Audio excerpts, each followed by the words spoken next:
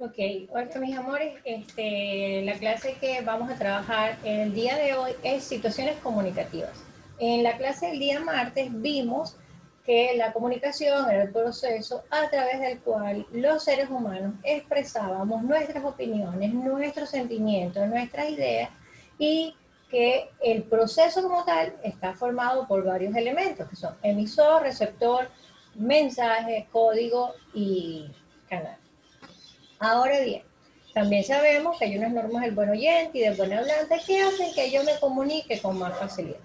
Ahora bien, resulta que yo sé cuáles son las normas del juego, me sé comunicar, sin embargo, dependiendo de con quién hable y en qué momento hable, esas situaciones que se presentan van a cambiar.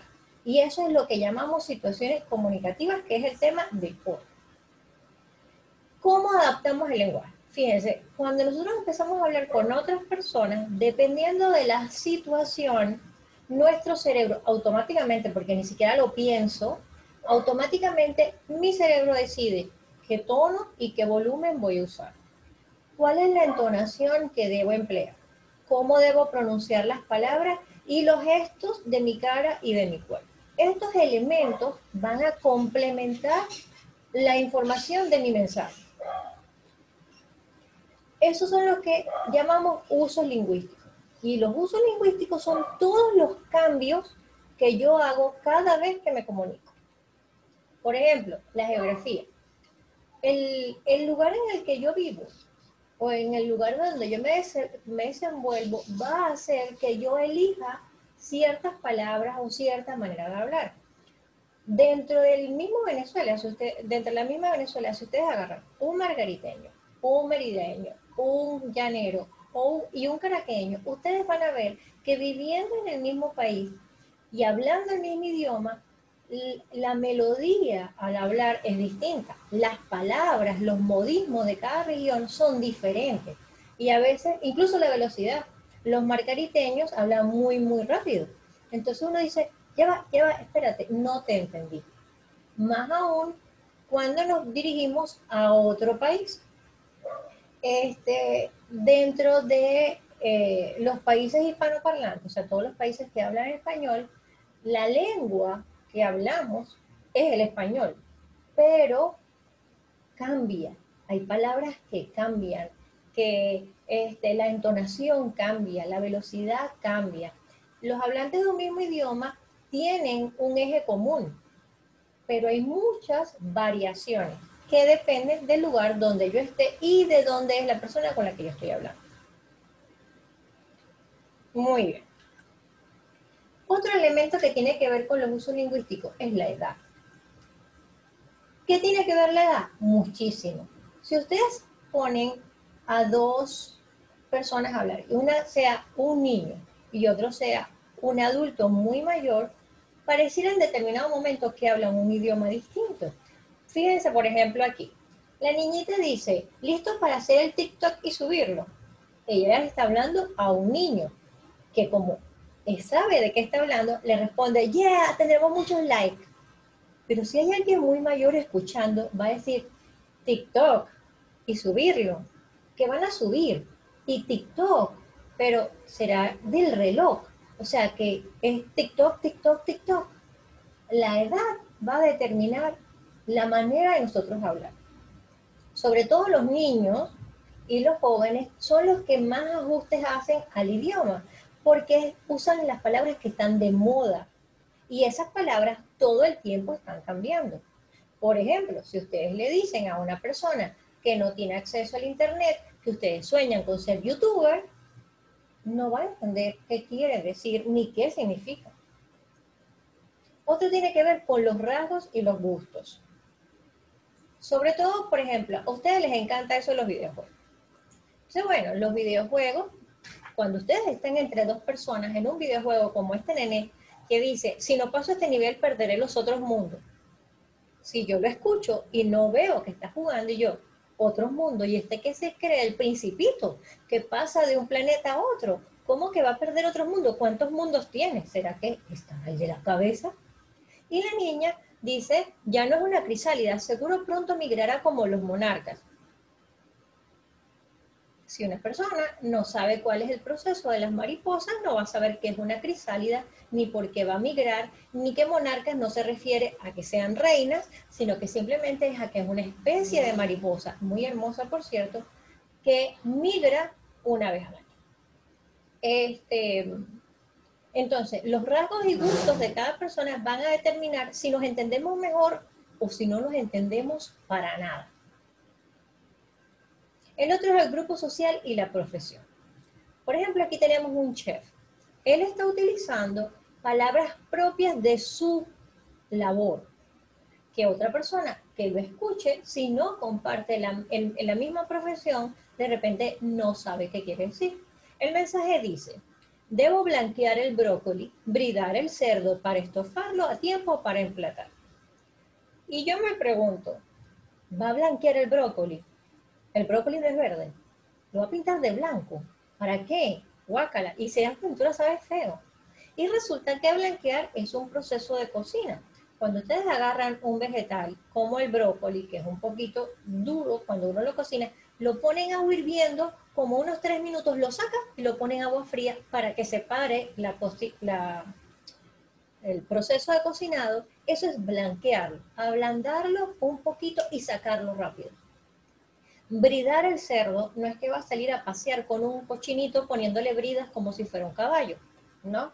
Bridar significa que hay una parte de la carne del cerdo, como el lomito, que uno lo puede amarrar y lo cocina así amarradito para que la carne no se estire, y es una manera de prepararlo al igual que estofarlo. Cuando nuestras mamás van a poner la mesa, no dicen, apúrate que voy a emplatar. No, simplemente le ponen la comida adelante.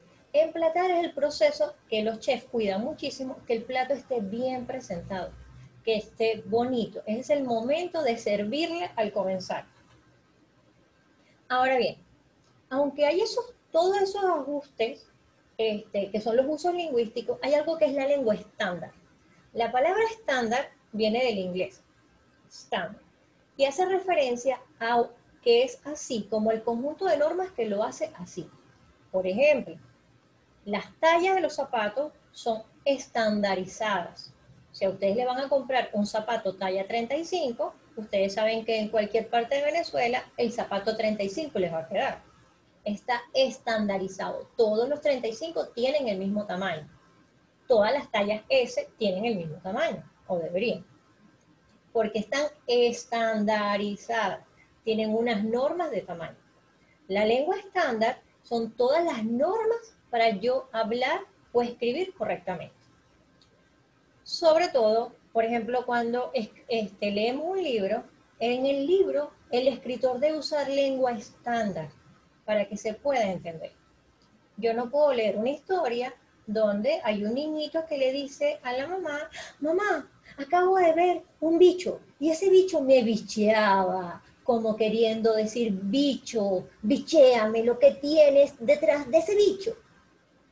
Yo no voy a entender el cuento, no sé de qué está hablando, porque hay una serie de normas que me dicen cómo debo escribir para que me entiendan. Y al hablar es lo mismo. Dependiendo de con quién yo quiero hablar, sobre todo la lengua estándar, cuando es alguien de confianza, yo digo cualquier cosa y esa persona me entiende. Pero si yo voy a hablar con alguien que yo no conozco, o con un amigo de mi papá del trabajo, cuando yo entro a la oficina de la directora, yo sé que tengo que entrar más serio y hablar correctamente.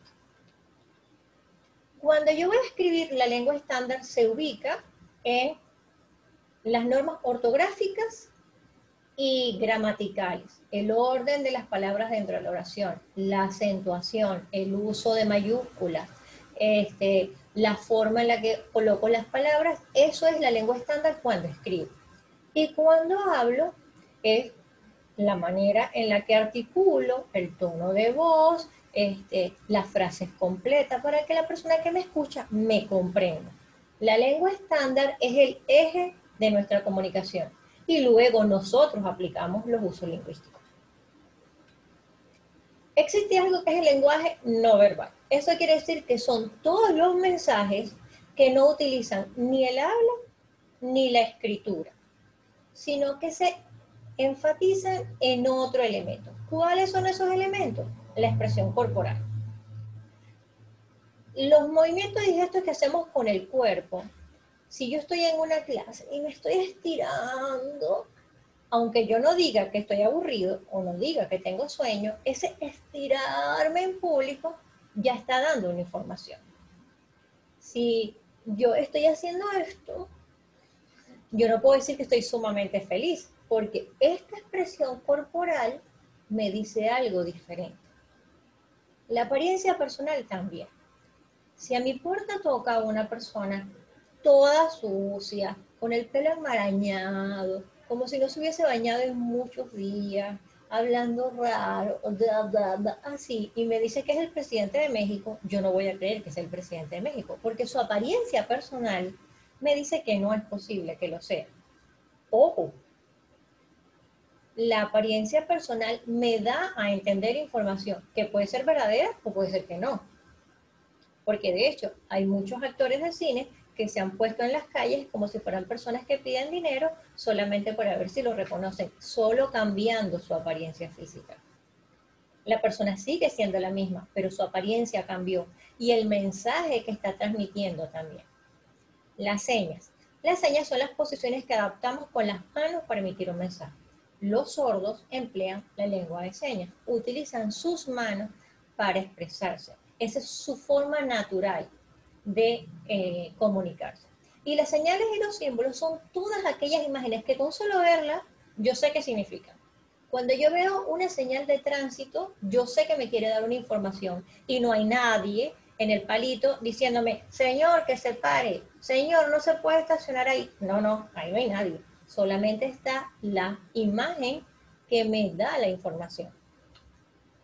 Fíjense aquí están ejemplos de la expresión corporal, de la apariencia personal, las señas que utilizan los sordos y algunos símbolos. Muchos de ustedes los ubican con mucha facilidad, con solo verlos.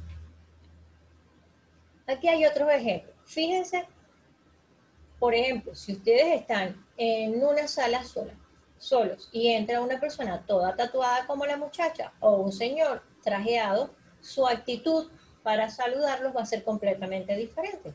Dependiendo de su carácter, se van a sentir más cómodos con la muchacha tatuada o más cómodos con el señor detrás.